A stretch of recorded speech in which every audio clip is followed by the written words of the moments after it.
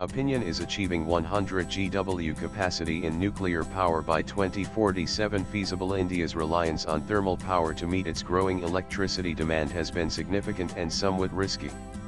This imbalance became noticeable by the late 1980s. The V.G. Rajadhyaksha Committee on Power 1980 highlighted how the hydel contribution had dropped from 49% to 46% over the previous 3 decades, while thermal power including coal had increased from 47% to 51%. Nuclear energy contribution was noted at 3%. The installed capacities for thermal 14,887 MW, hydro 10,883 MW, and nuclear 640 MW power in 197,879 represented 55.7%, 40.6%, and 2.3% respectively. During this period, no electricity was generated from renewable sources like wind, solar, or biogas, maintaining a semblance of balance. A significant change occurred in the late 1980s. By the early 1990s, thermal power constituted 69% of total installed capacity and contributed around 72% of total power generation. As of March 31, 2024, the installed capacity for thermal power had risen to 2,43,217 MW or 55% of power from all sources. The share of hydropower in installed capacity had dropped to 10.62%, amounting to 46,928 MW. In terms of actual generation figures, thermal power contributed 1,206.2 billion units bulletin, or 74%, whereas hydropower contributed only 10% at 162 billion units. The share of nuclear power in total installed capacity was 1.85% at 8,180 MW, but in terms of generation, it contributed 2.8%, amounting to 45.861 billion units. Thermal sources coal, gas, lignite, and diesel thus performed significantly above their weight. Despite the rise of renewable energy sources wind, solar, and biogas, which constituted 32% of installed capacity, they only contributed 12.5% of generated power during FY 200 and 2324. Their output is unstable, fluctuating based on wind flow and sunshine conditions. Sarabjah 2010 explains in the Upside Down Book of Nuclear Power that popular renewable energy sources, such as wind and solar power, are intermittent.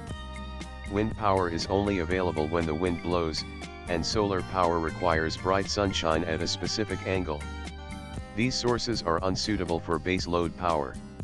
Integrating power from renewable sources into a synchronous grid poses a major challenge. India's growing power demand necessitates augmenting thermal power capacity. The government targets an installed capacity of 283 GW in coal and lignite by FY 2031-32. Measures to reduce carbon emissions, such as promoting electric vehicles EVs and LED bulbs, cannot meet emission targets with disproportionate reliance on thermal sources. Indian coal, with high fly ash content, is not clean energy, and renewable sources are unreliable for base load demands. Nuclear energy, cultivated by India since independence, offers an alternative for clean and stable energy at competitive rates. The Union Budget 202,526 targets 100 GW of installed nuclear power capacity by 2047, consistent with Viksit Bharat's goals of ensuring energy reliability and reducing fossil fuel dependence. Achieving this goal is uncertain. The existing installed nuclear power capacity is 8,180 MW, below the 10,000 MW target set for 2000 AD when the Nuclear Power Corporation of India Ltd NPCIL was established in 1987.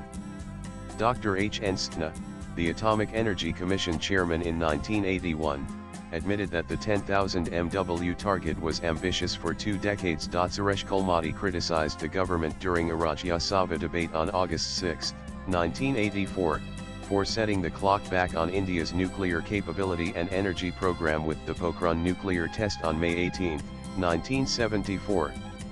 He alleged that the test ignored India's peaceful nuclear roadmap, resulting in international sanctions on technology and raw material, stunting nuclear power progress.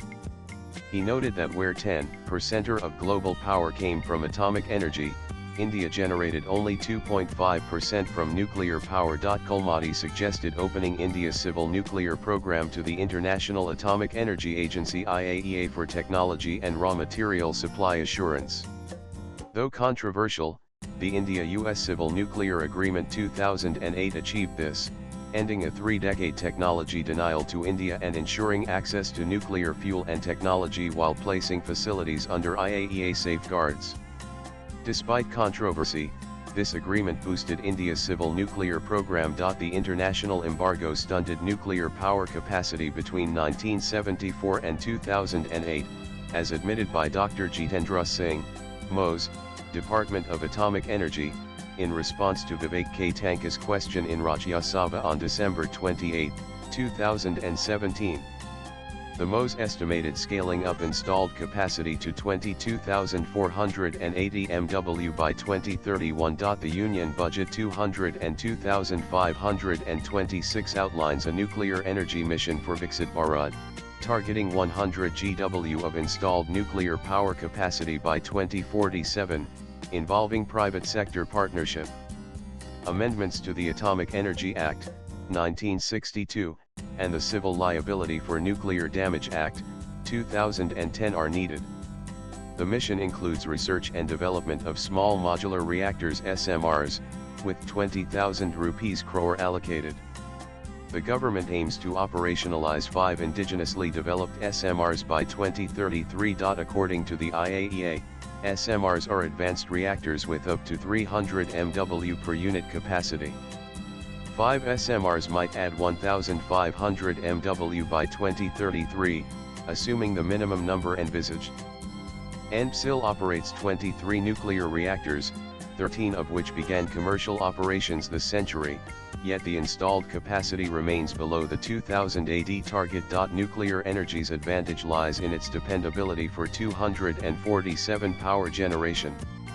For example, during FY 200 and 2324, 4 reactors: Rajasthan Atomic Power Station RAPS Unit 6, Narora Atomic Power Station NAPS Unit 2, Kaiga Generating Station KGS Unit 1, and Kakrapur Atomic Station CAPS Unit ran non-stop for over a year before manual shutdown for inspection and maintenance. The government relies on 10 nuclear reactors under construction in Gujarat, Rajasthan, Tamil Nadu, Haryana, Karnataka, and Madhya Pradesh, as stated by Dr. Jitendra Singh in a February 5 interview.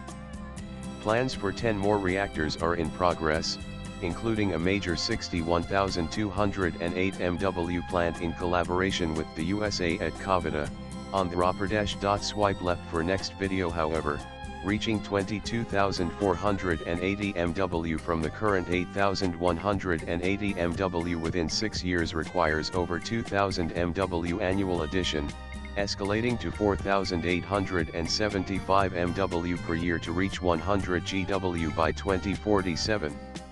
Setting up nuclear reactors is capital-intensive, technology-intensive, and time-consuming, making the target appear unrealistic.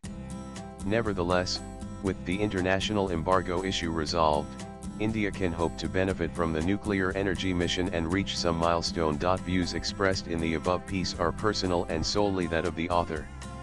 They do not necessarily reflect News 18's views. Latest blogs.